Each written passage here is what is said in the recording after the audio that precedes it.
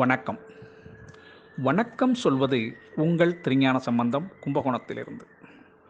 நமது தமிழ்ச்சித்தர் யூடியூப் சேனலுக்காக சனி பகவான் வக்ரமடைகிறார்.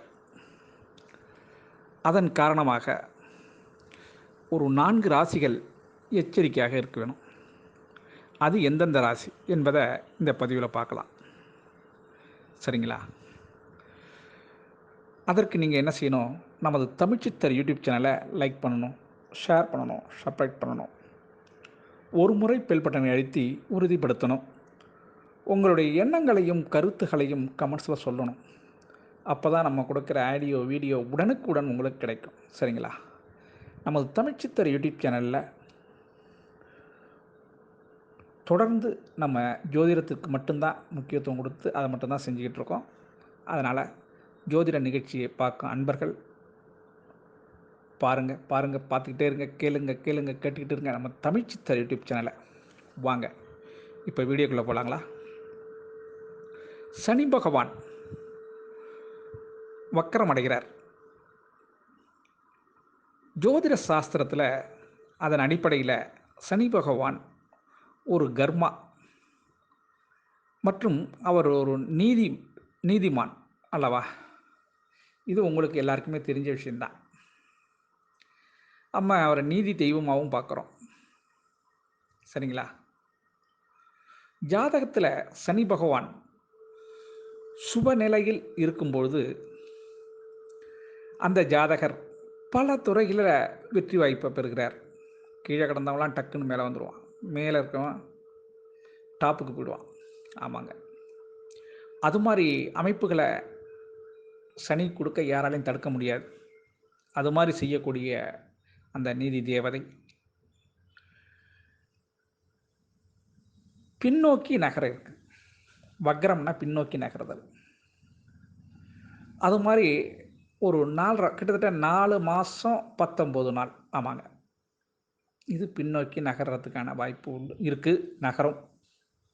அதனால் சில ராசிகளுக்கு நன்மை செய்யும், சில ராசிகளுக்கு கொஞ்சம் பிரச்சனைகள் ஏற்படுத்தும்.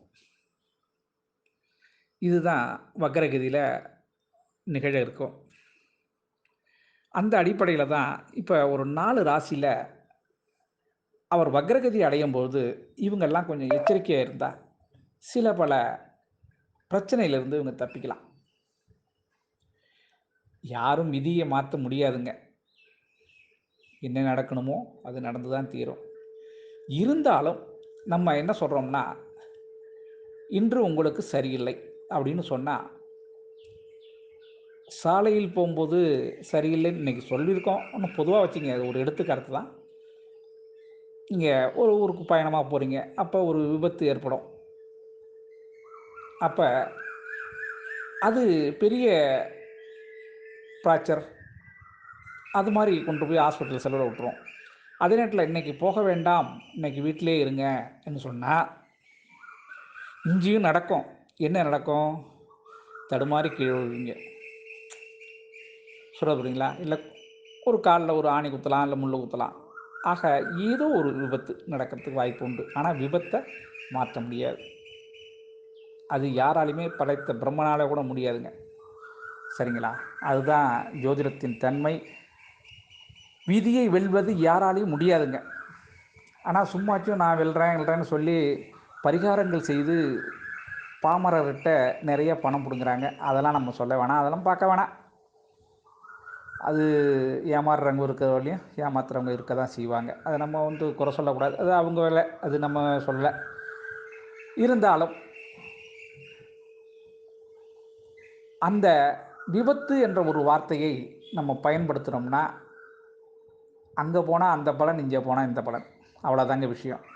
இங்கே இருந்தால் சிறு காயங்களோடு தப்பிக்கலாம், அங்கே போனால் ஒரு முட்டு ஒடிஞ்சு போகலாம், அல்லது ஜாயிண்டில் இரும்பு வச்சு போல்ட்டு போடுற மாதிரி இருக்கும். அது மாதிரி பிரச்சனைகள்லாம் ஏற்படும். இவ்வளவுதாங்க. ஆனால் ஏதேனும் ஒன்று நடந்தே தீரும். அது விதி, அதை மாற்ற முடியாது. அதுதான் உண்மை. அதன்படி இந்த பிற்போக்கா நகர்கிறாரு சனி பகவான், வக்ரகதி அடைகிறாரு. அப்படிங்கும்போது இந்த 4 ராசிகளுக்கு மட்டும் சிறு சிறு தொல்லைகளை இந்த 4 ராசிகளும் பெற்று தான் ஆகும். அதற்கு நம்ம கொஞ்சம் விழிப்புணர்வாக இருக்கணும். இன்றைக்கி போகும்போது ஒருத்தர் அவருக்கு நம்ம பணம் கொடுக்கணும்னு நமக்கு தெரியுது. அப்போ போகும்போது எடுத்துகிட்டு போயிட்டோம்னா அந்த பிரச்சனை நீங்கிடும் அல்லவா? அதுதான் ஜோதிட தத்துவத்தின் அடிப்படையே அதுதான். அந்த பிரச்சனையை சால்வ் பண்ணிக்கலாம்ங்கிற மாதிரி தான், வேறு ஒன்றும் பெருசாக இல்லை. அதன்படி இந்த சனி பகவான் பிற்போக்காக நகரும்போது 4 ராசிகளுக்கு கொஞ்சம் இன்னல்களை கொடுப்பார். பாக்கி அனைத்து ராசிகளுக்கும் நன்மை செய்கிறார். சரிங்களா? அது என்னைக்கு இன்னும் பார்த்தாக்கா ஜூன் மாதம் 30ஆம் தேதி அதிகாலை 12:35 கும்பராசியிலே சனி பகவான் பின்னோக்கி செல்ல இருக்கிறார்.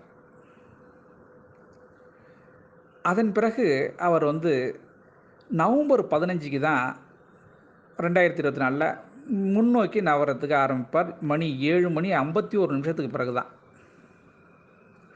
அதுவரையிலும் இந்த பிரச்சனைகள் இந்த 4 ராசிகளும் சந்திக்க வேண்டியிருக்கும். அதில் கொஞ்சம் எச்சரிக்கையாக இருக்கணுங்கிறது தான் இந்த பதிவு. சரிங்களா? முதல் காலசக்கரத்தின் முதல் ராசியான மேஷ ராசி அன்பர்கள் சிறு சிறு வேலையில் சின்ன சின்ன தடங்கள் அவங்களுக்கெல்லாம் ஏற்படுறதுக்கு வாய்ப்பு இருக்குங்க. பழையபடி அவங்க பொருளாதார நிலையில் கொஞ்சம் பிரச்சனைகள் சந்தித்து தான் ஆகணும். உழைப்பு நம்ம எவ்வளோ கஷ்டப்பட்டு கொடுத்தாலும் அதற்கு ஏற்ப ஊதியம் கிடைத்தால் தானே மகிழ்ச்சியாக இருக்கும். ஆனால் ஊதியம் கொடுப்பதுலேயும் அந்த உழைப்பை கொடுக்கறதுலையும் முடியாத விஷயமா இருக்கும். கொஞ்சம் சிரமத்தை ஏற்படுத்துவார். நீங்கள் ஒரு நல்ல செய்தி நல்ல முடிவு எடுக்கணுன்னாக்கா அது எடுக்க முடியாதுங்க. போட்டு குழப்பம், போகலாமா போக வேண்டாமா, இருதலை பிரச்சனையாகவே இருக்கும். ஒரு மனசு போங்கும், ஒரு மனசு வேணாங்கும். ஏன்னா நம்ம தொடர் தோல்வியை சந்திச்சிட்டு இருக்கோம்னாவே மனசு கொஞ்சம் வெக்ஸ் ஆகிடும். அதன்படி இந்த சனி பகவான் ரிவர்ஸ் வரும்போது இப்போ தான் கொஞ்சம் 4 மாதமாக தான் கொஞ்சம் சிறப்பாக இருந்தது. இப்போ மறுபடியும் நமக்கு ரிவர்ஸ் அடிச்சுன்னா பழையபடியும் அந்த பழைய குருடி கதை திரடிங்கிற கதை தான் இது. சரிங்களா? இது காலச்சக்கரம் சுற்றுது. இது நம்ம ஒன்றும் பண்ண முடியாது. இருந்தாலும் அதை ஏற்று தானே ஆக்க வேண்டியிருக்கு. ஏற்றுக்கலைன்னா நம்மளை உடவுதா? இல்லையே. ஆக உழைப்புக்கு தக்க ஊதியம் கிடைக்கிறது கொஞ்சம் சிரமமாக இருக்கும். ஊதியம் வந்தால் தானே, உழைப்பு இருந்தால் தானே நம்ம குடும்பத்தை நகர்த்த முடியும். அதுலேயே கையை வைக்கிறாரே. சில முடிவுகள் எடுக்கிறதுக்கு தடுமாறும். திருமண வாழ்க்கையிலையும் சிறு குழப்பத்தை ஏற்படுத்துவார். உறவு வழியிலெல்லாம் கொஞ்சம் பிரச்சனை ஏற்படுத்திவிட்டுருவார். இந்த பிரச்சனையெல்லாம் கொஞ்சம் எதிர்கொள்கிறதுக்கு நீங்கள் என்ன பண்ணணும்? கொஞ்சம் எச்சரிக்கையாக, உறவுகாரங்களா சண்டை வரும்னு நான் சொல்லியிருக்காரு, நம்ம ஜோசியர் ஒருத்தர் சொல்லியிருக்காரு, அதனால் வார்த்தை வாங்க நல்லா இருக்கீங்களா, சாப்பிட்டீங்களா, போனீங்களா, அதோடு நிப்பாட்டிக்கணும். அது என்னாச்சு இது என்னாச்சுன்னு நம்ம அனாவசியமான வார்த்தைகள் கொடுக்கக்கூடாது. அது மாதிரி சில விஷயங்களை மழுப்பலாம். கழுவுற மீனில் நழுவுற மீன் மாதிரி அப்பப்போ நம்ம செஞ்சுக்கிட்டோம்னா இந்த மேஷ ராசி அன்பர்களுக்கு இந்த ஒரு 4.5 மாதம் தான். நம்ம எவ்வளோ சந்திச்சிட்டோம், அது ஒரு பெரிய விஷயம் இல்லை. இந்த 4.5 மாதமும் ஓடமாக போயிடும், ஒன்றும் பிரச்சனை இருக்காது. பார்த்துக்குங்க. அடுத்து மிதுன ராசி அன்பர்கள். மிதுன ராசி அன்பர்களுக்கு என்ன செய்யும்? சனி பகவான் வக்கரமாக வரும்போது, நானே அஷ்டமத்து சனியில் இருக்கேங்க, நான் என்ன பண்ண போகிறேன் அப்படின்னு நீங்கள் கேட்குறது என் காதில் விழுது. வியாபாரத்துக்கு கொஞ்சம் ஏற்ற இறக்கங்கள்லாம் இருக்கும். பொருள் விரயம் ஏற்படுறதுக்கு வாய்ப்பு இருக்குது. அதனால் பொருள் நீங்கள் அதிகமாக வாங்கி வைக்க வேண்டாம். வியாபாரத்தில் அதிக கொள்முதல் இல்லாமல் நீங்கள் பார்த்துக்குங்க. சரிங்களா? பணத்தை சிக்கனமாக செலவு பண்ணுங்க. பெரிய முதலீடுகள் எதுவும் செய்யாமல் பார்த்துக்குங்க. பேங்க் பேலன்ஸ் பேங்க்லேயே இருக்கட்டும். சொத்தாகவே இருக்கட்டும். அதை விற்பனை செய்ய வேண்டாம். இந்த 4.5 மாதம் சொத்தை விற்பனை செய்ய வேண்டாம். விற்பனை செஞ்சிங்கன்னா கையில் பணம் வந்ததுன்னா உடனே என்ன பண்ணும், அந்த பணம் நம்மளை நம்மன்னு அரிக்க ஆரம்பிச்சிடும். அரிக்க ஆரம்பிச்சிடும் என்ன செய்யும்?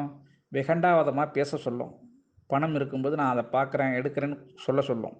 ஆனால் சொத்து சொத்தாகவே இருந்ததுன்னா, கையில் பணம் இல்லை என்றால் மனிதனுக்கு பாதி தெம்பு இருக்காது.